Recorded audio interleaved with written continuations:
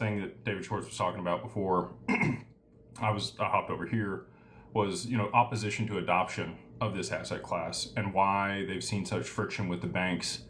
And, aside from the regulatory component, which we're still working on, and I think we will get resolved here in 2026, he said the volatility in the asset, even if some people are okay with it, at scale, banks are just not okay with holding a volatile asset. And they're working on solutions and ways to be able to hedge that volatility or only have them hold it for a short period of time in order to be able to make a payment, like with ODL and the product that they brought to market there. But people still have some opposition to that. So I am an advocate and believe that we will see a significantly higher price for XRP, and it'll operate very similar to like an index on the stock market. It takes billions of dollars in inflows or outflows into indexes for them to move quarter basis point. They're very stable once there's enough liquidity in an asset or a market. And the more liquidity they have in XRP, the higher the price of the token is, the more stable that value will be and the more adopted it will be by these institutions.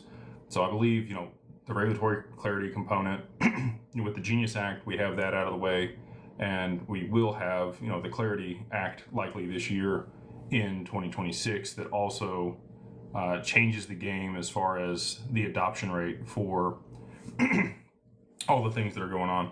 Should have got me some water. Actually, I have one over there. Maybe we'll grab it. So, that's where things are at. Really exciting times. Market sentiment is at an all-time low. Bitcoin Fear and Greed Index is at 5. Like, this is the lowest sentiment I have seen literally ever. If you look at the Google Analytics for people that are looking up crypto right now, they're lower than they were after the Terra Luna crash and FTX and Voyager and Celsius in 21 or 22. It is obliterated. Like, if you're still here, you are buying, or at least in the market at a time where sentiment is completely opposite of fundamentals in the market. We're seeing, again, institutions leaning in. I was just here in New York last week for the Ondo Summit, and every large institution, Franklin Templeton, Citi, Gold,